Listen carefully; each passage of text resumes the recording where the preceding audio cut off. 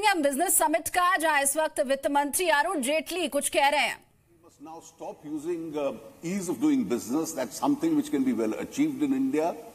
The Indian businesses have to realize that it has to be the habit of doing ethical business, which is something which now I think needs to be introduced. And those who deviate from that course must always remember that the consequences will not only be a commercial and a civil death as far as their businesses are concerned, but the law would be tightened further if necessary in order to find out where they are and what is the extreme action that law permits against such delinquent persons itself. The third important factor, I think, in New India is the fact that compliances have to improve and have improved a little to some extent. So the use of technology, digitization itself as an important instrument of governance, and in which compliances, including tax compliances themselves, have significantly moved up. I can see that happening in direct taxes, and the very fact that even in indirect taxes we've been able to add in the last 1 year at 50% more assessees by just the transformation of the system itself, I think is extremely significant. The next important aspect is that cooperative federalism now has to be used as an increasing tool in governance. I am personally more than satisfied with the first federal institution in India which has functioned, the GST Council. That has a statutory mandate behind this, and it's functioned well. And therefore, I think even without a statutory mandate, areas like power, agriculture, social sector schemes, I think these are areas, the health scheme for instance, where similar institutions, even maybe on a non-statutory basis, have to be experimented in India, because cooperative federalism in these areas really will be in much larger public interest itself. The next point I wish to flag is that even though using technologies we have reduced subsidies which went to those who didn't deserve the subsidies, and there has been in a large number of schemes the direct benefit scheme, the additional resources which the governments are able to gather as a part of the poverty removal or the poverty alleviation program also is resulting now in increased supply of essential goods and services as far as the weaker sections is concerned. It was initially food, or it was the Manrega salaries. And today, if we see, it's being extended to rural housing, toilets, Ujjwala, the gas connections, the social insurance, and now the healthcare. And therefore, these essential goods and services from the increased resource of the state as a part of the poverty alleviation program, I think these are important steps which have moved forward. Infrastructure creation in many areas has gained a lot of speed, and I think that accelerated speed has to be maintained. Our rural roads, our highways, ports, aviation, airways, airlines, these are already turning out to be good success stories to narrate. And I think railways has to be the next big change which has been to be optically visible itself. And therefore, once this pace itself is maintained, and besides railways, I always believe that with increased urbanization, the quality of urban revival, urban renewal, I think is extremely important. I can already spot about 20 odd cities in the country of a reasonably large size where urban infrastructure is substantially improved to global standards. And I think this number has to now very largely increase beyond that point. And of course, the last point in this category that I wanted to say as a part of the opening comments itself, special care, and this is again an area where the center-state cooperation would be required, will have to be education and healthcare. Whatever we are able to invest will still be lower than what the system itself needs. And therefore, over the next decade or two, for that creation of that new India, I think this is one area where investment would be absolutely essential from the increased resources of the state which are going to come about. Thank you.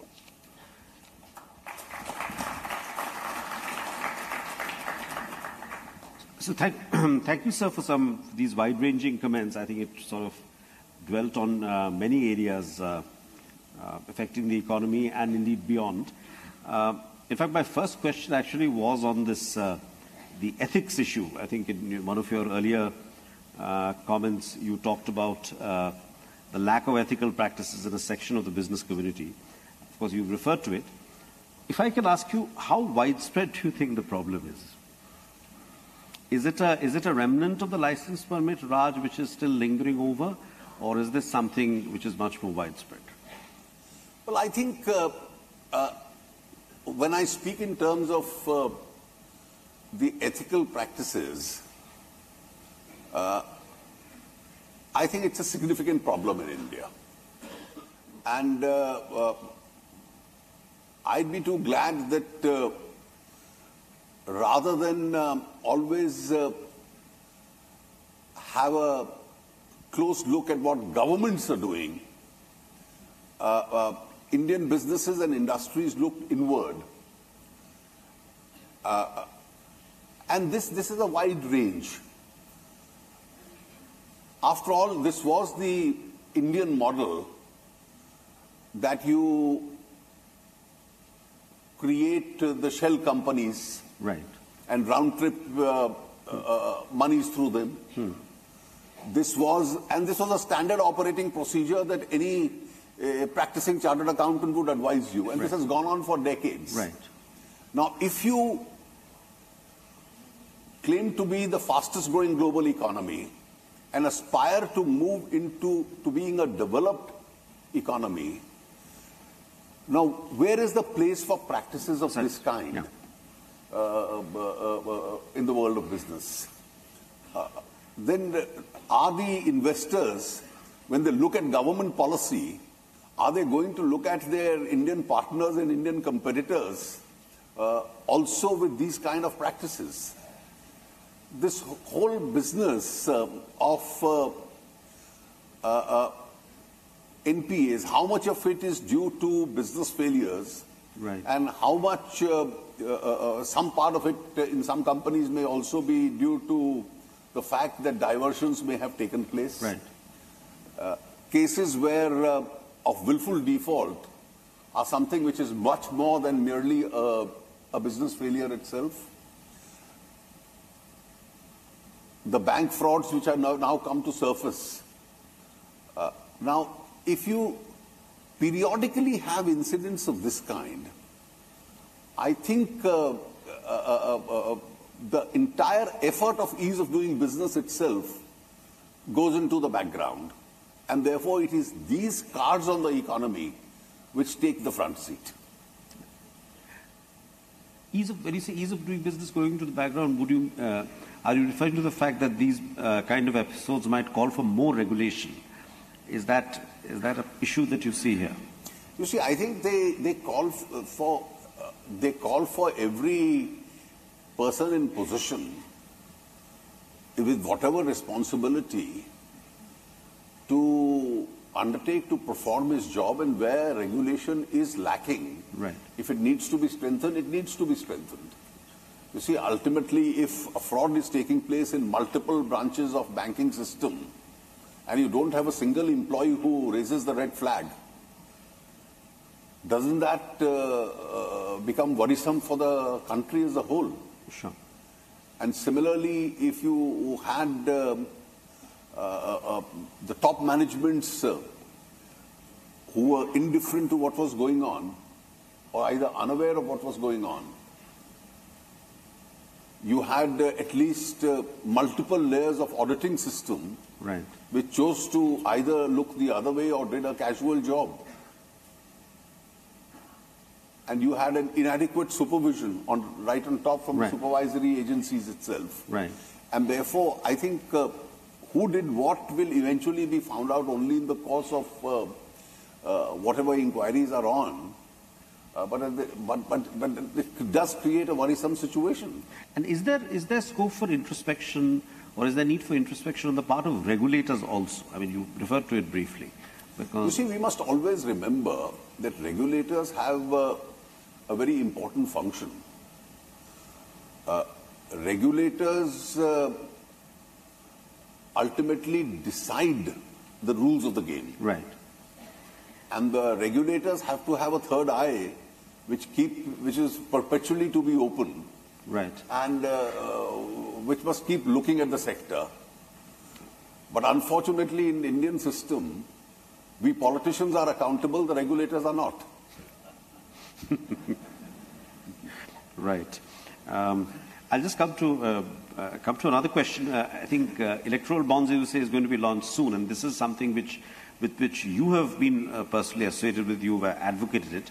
Would you like to address one of the criticisms, which is the anonymity point in terms of electoral bonds? Well, I'll tell you, there is 100% anonymity in the present system. Who gave a donation, nobody knows. How did he create the money, nobody knows. Who did he give it to, nobody knows. How was it spent, nobody knows.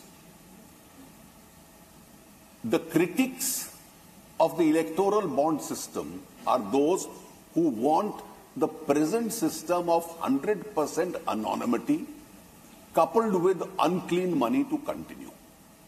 So let us be first clear, the present system is total anonymity and unclean money. The electoral bond system is that you buy the bond from the State Bank of India only through a banking instrument, so it's clean money. Your balance sheet will reflect how many bonds you have bought. The political party's balance sheet will reflect, and its returns will reflect, what is the sum total of the bonds that it has got. So the entire money in the hands of a political party, so in the hands of the donor and the donee, will be clean money. So the 100% unclean money is replaced by 100% clean money. That's the first change. The second change is that there is a substantial improvement in transparency. We'll all know how much a political party has received. The company's or the individual's balance sheet will also declare as to how much he has bought. How he has distributed it is the only limited anonymity. So the critics, and mind you, these are critics who have a problem with every solution.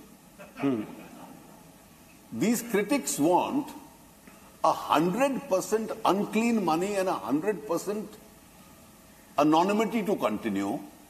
But if there is 100% clean money with substantial transparency, is something that they have a serious objection to.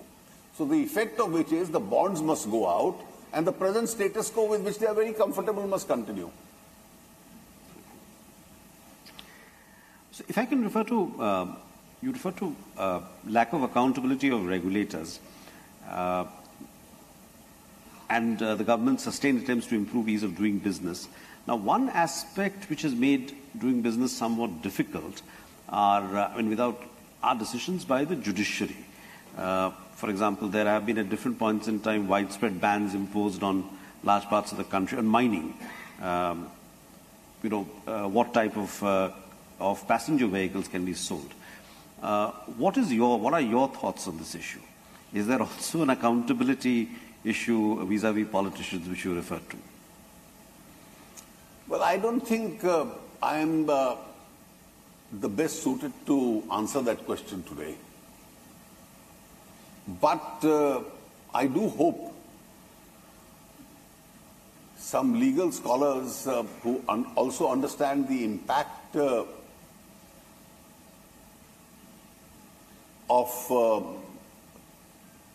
the judicialization of the economy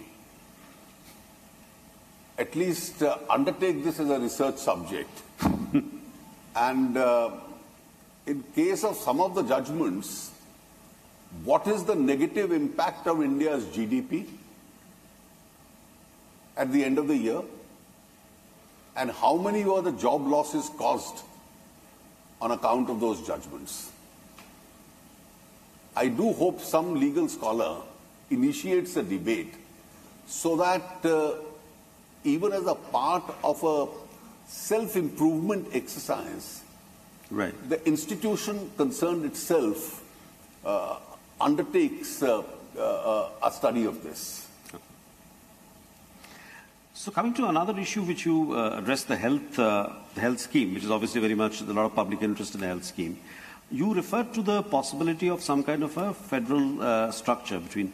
Could you elaborate a little more than that? Because as you said, the GST Council has worked very well. What exactly do you have in mind? You see, the GST Council model is statutory. Right, it's right. Prescribed by the Constitution. That you have all the finance ministers of every state of the central government. You have officials assisting them. They collectively take all the decision, and therefore we are able to bring about a consensus. At the end of the day, even if political parties and spokesmen and their leaders outside take a particular position, right, the ministers within the council at least are able to work out and thrash out a reasonable consensus, because that's really required for governance. I think in areas like agriculture, in areas, the health scheme that you mentioned, the social sector schemes, and let us say we give pensions to economically deprived people. Now, in each of these schemes, the pooling in of the resource of the center and the state, and how do you best utilize that resource so that there is no duplication, and one can top the other, and therefore right, come out with something which is extremely cogent as far as the state is concerned.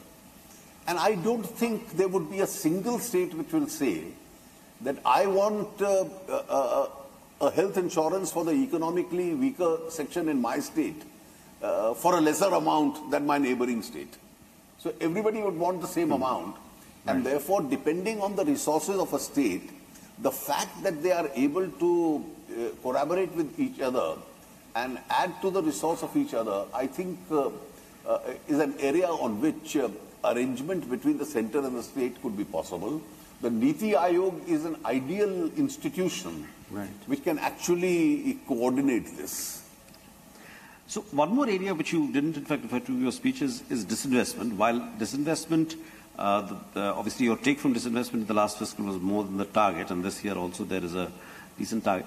But these have mostly been sales to the stock market, either through the ETF route or sales of 5% and so on in many of the profit-making PSUs. What hasn't happened so far, although some other strategic divestments which were a feature of... You see, last year the Niti Aayog did prepare a list of a number of such companies which are meant for strategic disinvestment. And I think that's the schedule is there. Air India, of course, is the big one, which is progressing and seems to be progressing quite well. Okay. If I could ask you another question on something which the Prime Minister referred to last year, and this goes back to the first couple of questions on the ethics issue.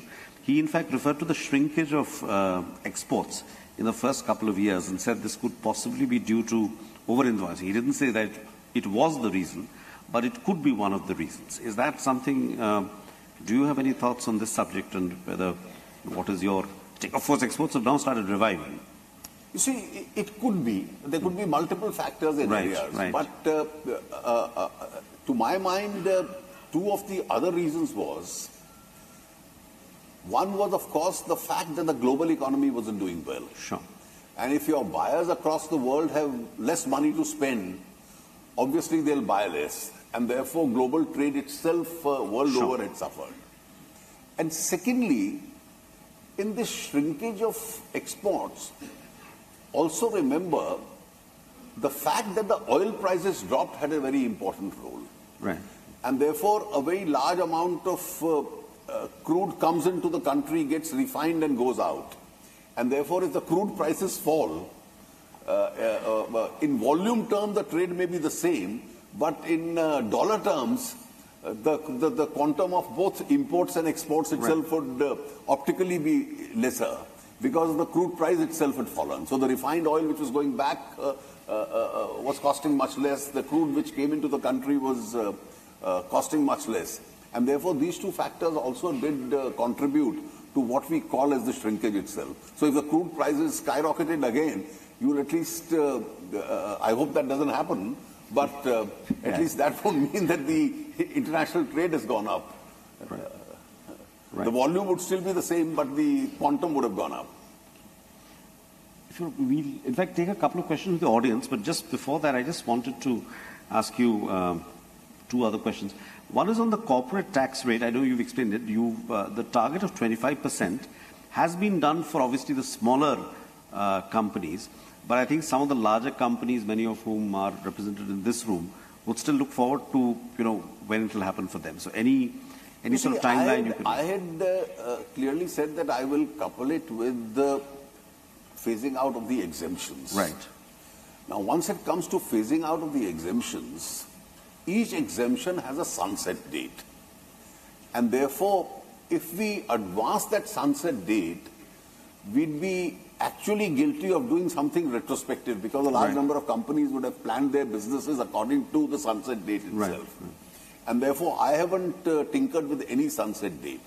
So within the limits of the affordability of the budget, I started moving up from the manufacturing companies in the first instance and then went up to 50 crores, and this time I went up to 250 crores. So today you have, out of the 700,000 companies, you have 99% of the companies in India which have come into this 25% bracket. There are 7,000 companies above this.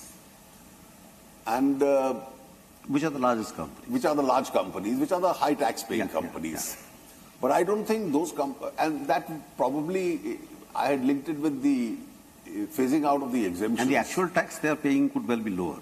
The actual tax they are paying is about 22 or 23%. So I don't think these 7,000 in a hurry for 25% themselves with the exemptions gone, because they'll all end up eventually paying 2% more. Okay. A couple of political questions. The Prime Minister again referred to the need for simultaneous elections, or at least a debate on how this could. What are your thoughts on this issue? You see, I think this was the original intention, that we must have the elections were always planned simultaneously. But originally, you mean at the start of the Constitution? At the start, but then because of Article 356 or early dissolutions of state assemblies, and you've had one earlier, you had two aberrations in the Lok Sabha, I think people may have forgotten. The 1971 election was called in the fourth year. And for the 77 election, Mrs. Gandhi extended a 5-year term of parliament by changing the constitution to 6 years. She actually initially did it for 7 years and then made it 6 years. So that whole timetable got altered itself. And today, frankly speaking, both from expenditure and from governance point of view, to have 2 or 3 elections every year is a serious challenge. Every time you want to take a policy decision, you are constrained by the fact what will be the impact on elections, and you have to think of the political consequences and so on. At least if elections are held once in 5 years, India will see 4.5 years of comfortable governance in the center and the state, and policy formulation besides lesser expenditure. Right.